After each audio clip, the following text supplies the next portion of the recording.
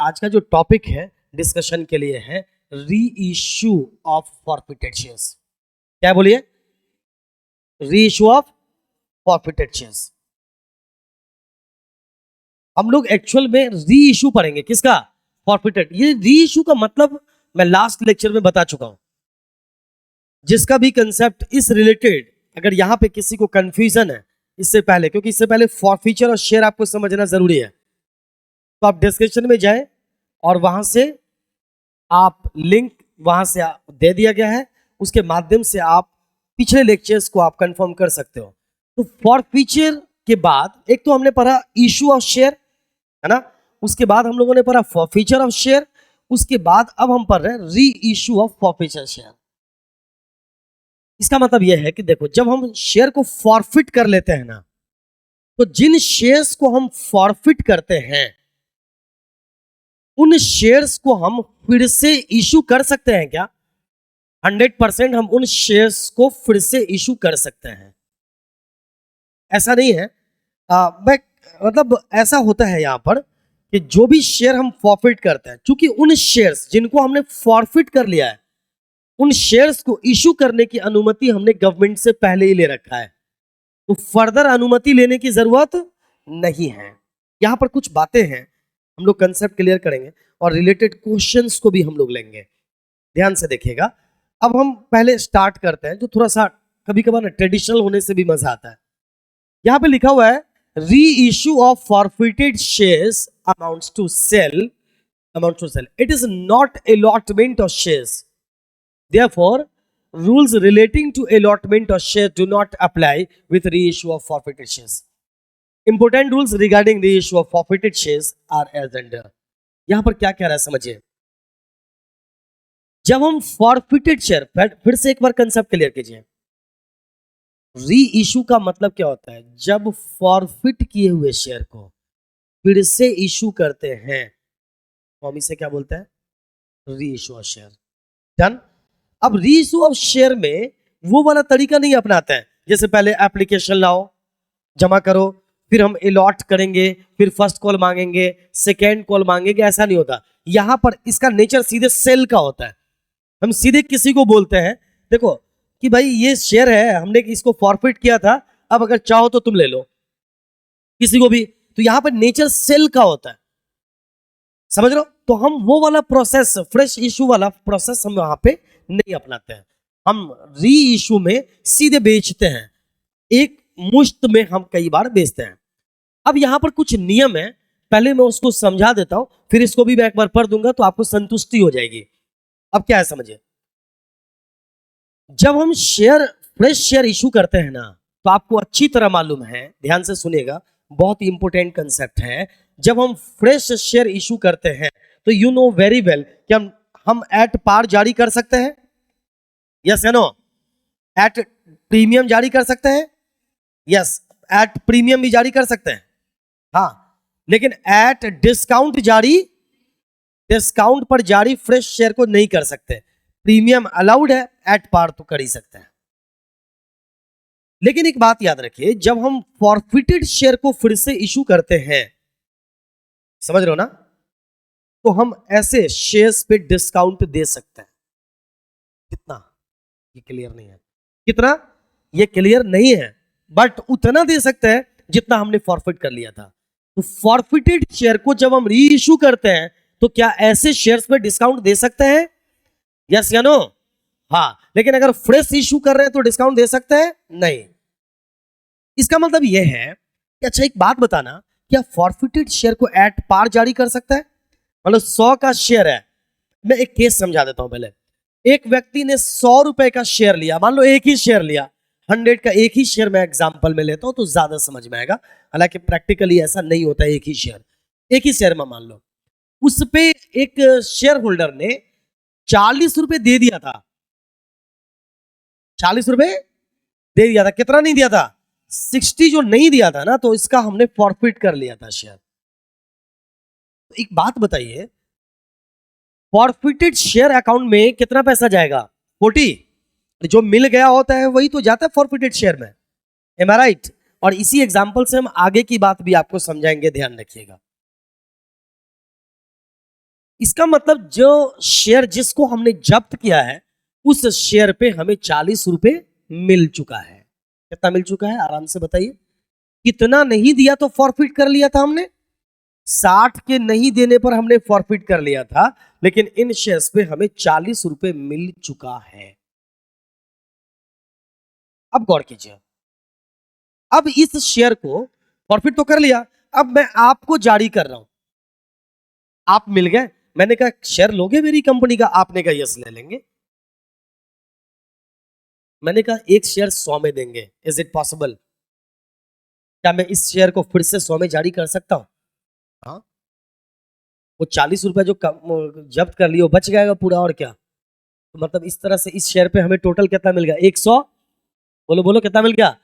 140 मिल गया, क्या दिक्कत है? तो हम इसको 100 में भी जारी कर सकते हैं। क्या हम इसको 120 में जारी कर सकते हैं, या 110 में, 115 में?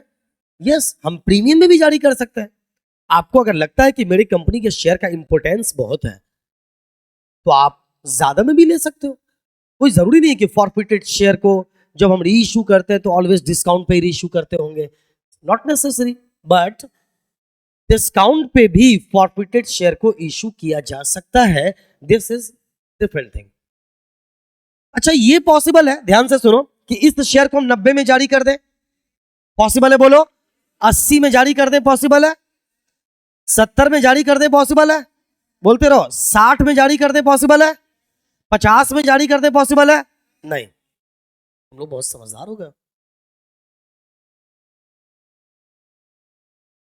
इसका मतलब ये है ना कि हम इस शेयर पे कितना रुपए ले चुके थे, हम कितना ले चुके थे, तो हम कितना डिस्काउंट दे सकते हैं? 40 तक डिस्काउंट दे सकते हैं। अगर 30 लिए होते, 30 रुपए मिल गया होता तो कितना तक डिस्काउंट दे सकते थे? 30। मतलब इतनी तक हम डिस्काउंट दे सकते हैं। तो यहां पे दो बातें हैं कि री इशू ऑफ शेयर के केस में क्या डिस्काउंट दिया जा सकता है? यस। अब अगला क्वेश्चन है कितना? तो उतना जितना हमने फॉरफिट कर लिया था। डन। इसमें कोई शक है क्या?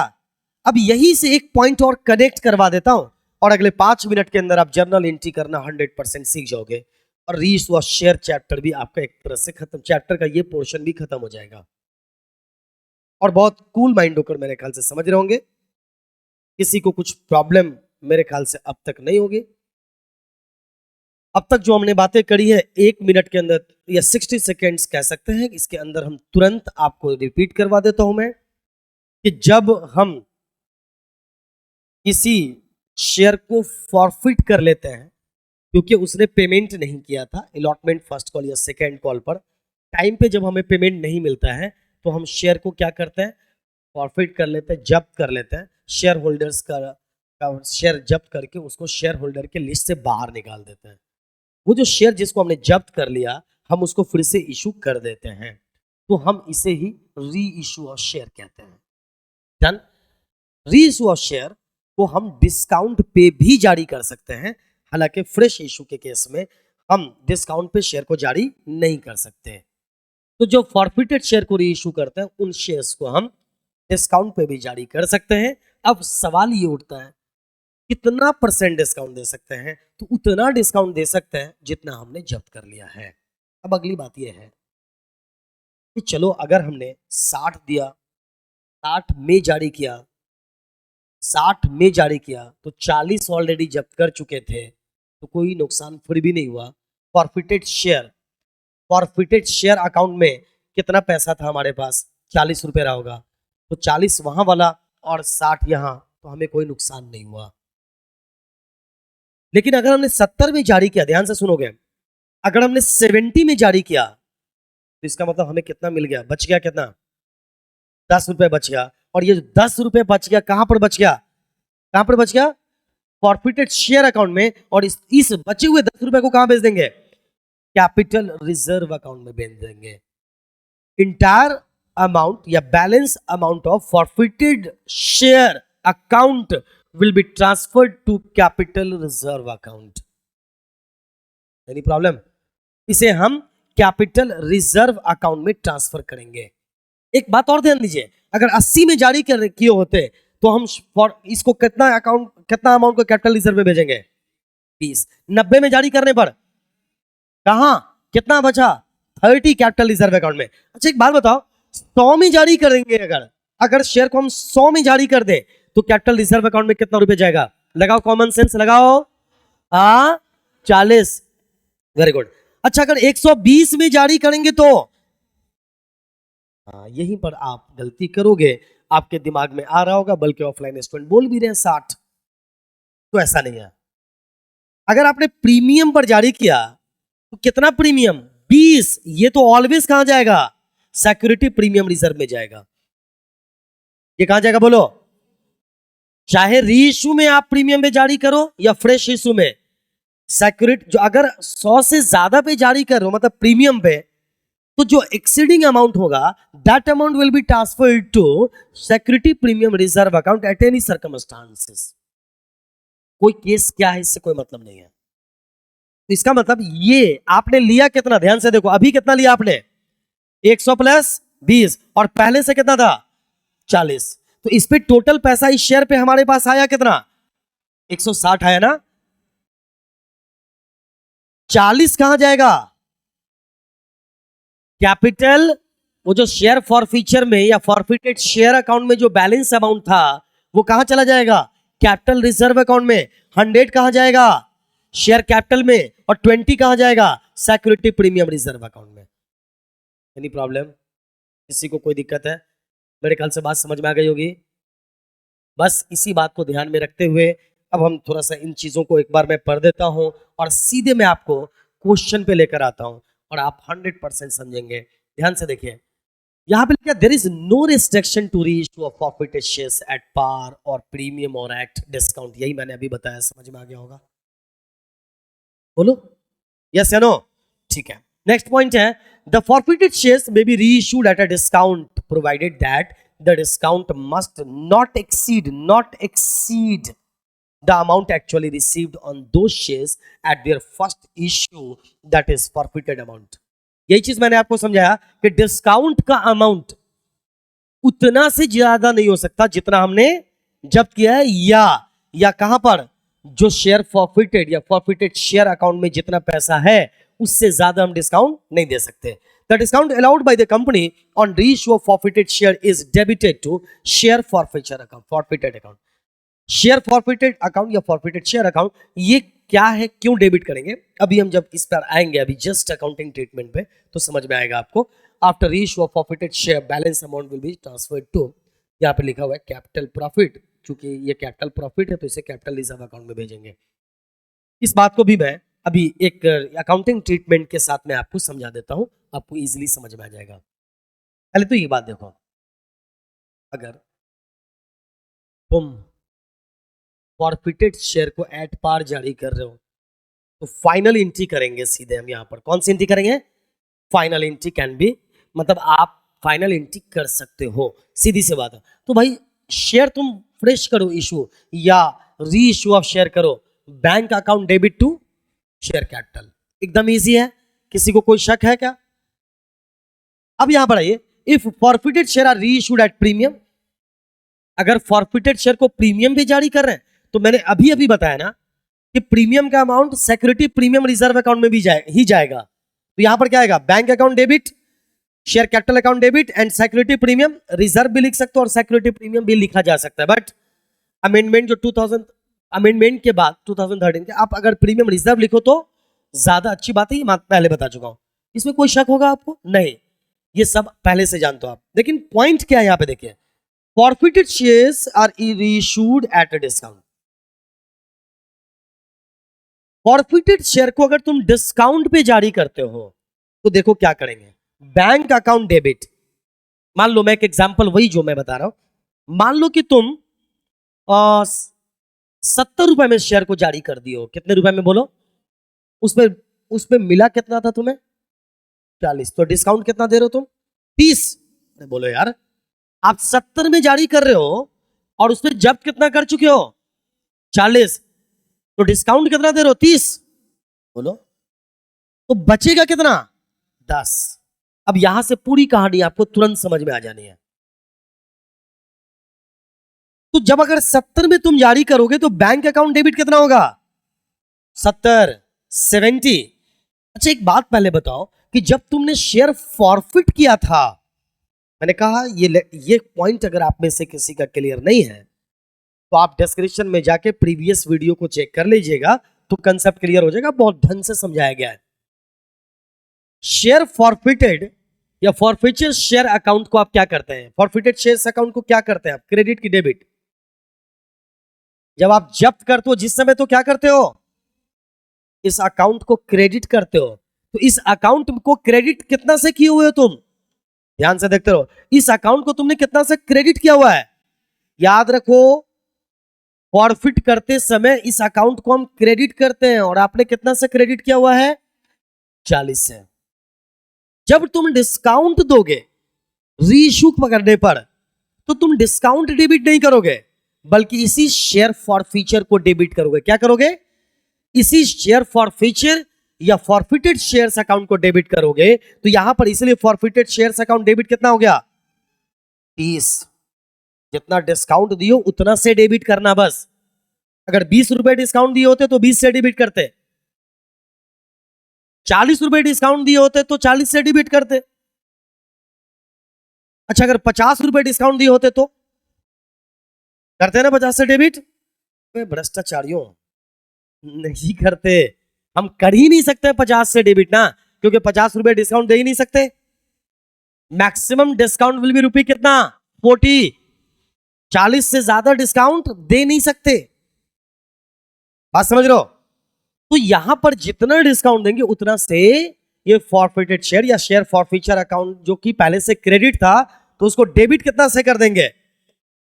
बोलो 30 से। तो इसमें अभी भी ये क्रेडिट कितना से है? 10। तो यहां पर ये फाइनली टू शेयर कैपिटल कितना लिख दोगे? 100। To share capital 100। अब एक अंतिम बात, रीइश्यू करने के बाद जब हम शेयर को रीइश्यू कर देते हैं तो फॉरफिटेड शेयर में कोई अमाउंट बचना नहीं चाहिए। फॉरफिटेड शेयर या शेयर फॉरफीचर अकाउंट में पैसा बचना नहीं चाहिए। तो फॉरफिटेड शेयर अकाउंट में या शेयर फॉरफीचर अकाउंट, दोनों में से कुछ भी आप बोल सकते हो या लिख सकते हो। तो ये जो फॉरफिटेड शेयर यहां पे हमने लिखा, तो चलो फॉरफिटेड शेयर ही लिखते हैं। फॉरफिटेड शेयर अकाउंट में कितना पैसा बच गया? 10 रुपए। तो ये एक तरह से तो हमारी कमाई होगी ना। लॉजिकली बात को समझिए, रटना मना है। एक तरह से हमारे लिए कमाई है या नहीं? 100%। ये एक बात बताओ, ये रेवेन्यू प्रॉफिट है कि कैपिटल प्रॉफिट है? ये कैपिटल प्रॉफिट है। रीजन, ये नॉर्मल बिजनेस एक्टिविटी की वजह से हमने ये 10 रुपए नहीं कमाया है। ये other than normal business activities से है। ये 10 रुपए की कमाई शेयर को जब्त करने की वजह से है, ना कि गुड्स या सर्विसेज को बेचने की वजह से है। तो इसलिए ये कौन सा रिजर्व, कौन सा प्रॉफिट है? Capital profit. और कैपिटल प्रॉफिट कौन सा रिजर्व में जाएगा? कैपिटल रिजर्व में जाएगा। ये आपको मैं पहले भी बता चुका हूं और अभी कंफर्म कर लीजिए। तो जो 10 रुपए जो बच गया है ना, इसमें कितना रुपए बच गया? इसका मतलब ये अभी कितना से डेबिट नहीं हुआ है? 10 से। तो अब एंट्री क्या होगी मालूम है? अगली एंट्री हम कर देंगे फॉरफिटेड शेयर अकाउंट डेबिट कितना? 10। टू क्या लिखेंगे? कैपिटल रिजर्व कितना? 10। तो फॉरफिटेड शेयर अकाउंट बंद हो गया या शेयर फॉरफीचर अकाउंट बंद हो गया? मेरे ख्याल से सभी को समझ में आ गया होगा। यही दो बातें यहां पर बताई जा रही थी। अभी यहां पर यही दो बातें बताई जा रही थी कि इससे ज्यादा डिस्काउंट नहीं दे सकते। फिर यहां पर फॉरफिटेड शेयर अकाउंट में हमको डेबिट करते हैं अगर डिस्काउंट देते हैं तो। और तीसरा जो बैलेंस अमाउंट रहता है उसको कहां पे बेचते हैं? कैपिटल रिजर्व अकाउंट में। और अगर 2 मिनट हम लोग और खर्च कर लें तो क्यों ना हम लोग 100% कंसेप्ट ही क्लियर कर लें। स्टार्ट, रेडी है? एक छोटा सा प्रैक्टिकल क्वेश्चन ले लेते हैं और हमेशा के लिए आपका कंसेप्ट क्लियर हो जाएगा। देखिए कह रहा है, on 1 April 2022 Satyapal was the holder of 500 shares of 10 each। Satyapal ने कितने का शेयर लिया हुआ था? 500 शेयर लिया हुआ था। एक शेयर कितने का? 10 का। 5 शेयर हो गया of scooter India limited. He has paid 4 पर शेयर। इसने 4 रुपए एक शेयर पे दे दिया। 10 में से 4 एक शेयर पर दे दिया, मतलब इसने कितना दे दिया? 2000 दे दिया। अरे 500 शेयर है, 10 का एक शेयर है, एक शेयर पे 10 रुपए देना था, 4 रुपए इसने दे दिया, तो कितना नहीं दिया? जल्दी बोलो। इसने 4 रुपए दे दिया तो इसका मतलब 2000 दे दिया तो कितना नहीं दिया, 3000 नहीं दिया यार, 5000 देना था ना। चलिए आगे देखें। At a meeting of the directors held on that day, his share were forfeited for non-payment of first and final call of 2 and 4 per share respectively. देखिए, फर्स्ट एंड फाइनल कॉल 2 का, फर्स्ट कॉल का 2 और 4 रुपए, second call का इसने नहीं दिया, इसकी वजह से इसके शेयर को जब्त करने का निर्णय लिया गया। तो एक्चुअल में ये टोटल कितना, एक शेयर पे दे कितना चुका है, 4 रुपए। कितना दे चुका है, 4 रुपए, मतलब अलॉटमेंट तक ये 4 का मतलब दे चुका। फर्स्ट कॉल का एक शेयर पे कितना नहीं दिया, 2 रुपए, और सेकेंड कॉल पे एक शेयर का कितना नहीं दिया, 4 रुपए, मतलब 6 रुपए नहीं दिया और 4 रुपए दे दिया। इस वजह से इसके शेयर को जब्त करने का निर्णय ले लिया जा चुका है। On 1 May 2022 this share were reissued to Maganlal for 4500 और इन शेयर्स को 4500 में जारी कर दिया गया। क्लियर है। Give the journal entries for recording for feature and reissue of the books, reissue in the books of the company. Question कह रहा है आपको इशू की एंट्री नहीं करने के लिए, कह रहा है फॉर फीचर की एंट्री कर दो और रीइश्यू की कर दो। मेरे ख्याल से सबको समझ में आएगा, इतनी बात तो मैंने अभी आपको समझा ही दिया है। ध्यान से देखिए, इसकी वजह से 5000 शेयर कैपिटल क्रेडिट हो चुका था, इसलिए हमने इसको डेबिट कर दिया। फिर मैं रिपीट कर रहा हूं, अगर ये कंसेप्ट आपका क्लियर नहीं तो प्रीवियस लेक्चर को जरूर देख लीजिए। अब आइए, शेयर फर्स्ट कॉल पे पैसा मिल गया, अरे नहीं यार 2 रुपए करके 500 शेयर पे नहीं मिला, इसलिए चूंकि शेयर फर्स्ट कॉल हमारा क्रेडिट नहीं हो सका था होगा, तो इसलिए हमने इसको क्रेडिट कर दिया। एंड नेक्स्ट यहां पर देखिए, शेयर फाइनल कॉल पर हमने पैसा लिया नहीं लिया, इसलिए हमने इसको भी क्या कर दिया, क्रेडिट कर दिया। लेकिन हमें मिल कितना गया, 2000 ना, इसलिए हमने इसको कहां पे डाल दिया, फॉरफिटेड शेयर अकाउंट में डाल दिया। एनी प्रॉब्लम, फॉरफिटेड की एंट्री तो हमने कर दिया। अब हमें करना है री इशू की एंट्री। किसकी एंट्री करनी है बताइए, री इशू। अब आइए, आपको मालूम है ना हमने कितने में री इशू किया है, 4500 में। इसका मतलब डिस्काउंट कितना दिया, 500। डिस्काउंट हम दे सकते थे 500, हाँ, क्योंकि हमने इसमें जब्त कितना किया हुआ है, 2000, तो 500 डिस्काउंट भी देंगे तो कितना बचेगा, तो इसकी वजह से फॉरफिटेड शेयर को डेबिट करेंगे क्या, 500। एम आई राइट। फॉरफिटेड शेयर और share forfeiture account will be debited in case of discount. If discount is given to the shareholder, then forfeited share or share forfeiture account will be debited. Confirm? आइए, और credit कर दिया हमने share capital को कितना से, 5000 से। अगला पॉइंट चेक कर लीजिएगा आप। अब हमारे इस फॉरफिटेड शेयर अकाउंट में कितना पैसा बच गया, कितना बच गया, 1500, और इसको कहां भेजेंगे डियर, तो हमने कर दिया ना, यहां पर देखो, forfeited share account debit 1500 to capital reserve 1500। मुझे लगता है आपका कंसेप्ट क्लियर हो गया होगा। किसी को कोई दिक्कत है, 100% कंसेप्ट क्लियर है। अब मैं एक बार फिर सारांश बता देता हूं, छोटी सी बात। यहां पर एक्चुअल में फॉरफिटेड शेयर अकाउंट में कितना पैसा है आपके, यहां पर आपने कितना से डेबिट कर दिया, और फिर आपने यहां से कितना से डेबिट कर दिया, तो शेयर फॉरफीचर अकाउंट खत्म हो गया, नहीं हो गया। अब इसमें एक छोटी सी बात क्या आती है कि हो सकता है हमने जो 500 शेयर अभी जब्त किया, उसमें से 300 शेयर अभी मैं जारी कर रहा हूं और 200 शेयर कभी बाद में जारी करूंगा। तो इसका मतलब यह है कि हम अकाउंटिंग ट्रीटमेंट सिर्फ 300 शेयर्स के लिए करेंगे। इसका मतलब उसी 300 शेयर पे जितना हमने फॉरफिट किया है, उसी हिसाब से हम कैपिटल रिजर्व में अमाउंट को ट्रांसफर करेंगे। मेरे ख्याल से इतनी बातें समझ में आ गई होंगी। तो अगर आप इसको, अगर एक बार में थोड़ी सी दिक्कत आपको हुई होगी, तो अगर एक बार और रिन्यू कर लेंगे तो 100% आप इसके मास्टर हो जाओगे। मेरे ख्याल से इससे ज़्यादा आपको कोई परेशानी उठाने की ज़रूरत नहीं है। आज के लिए इतना काफ़ी है। Best of luck.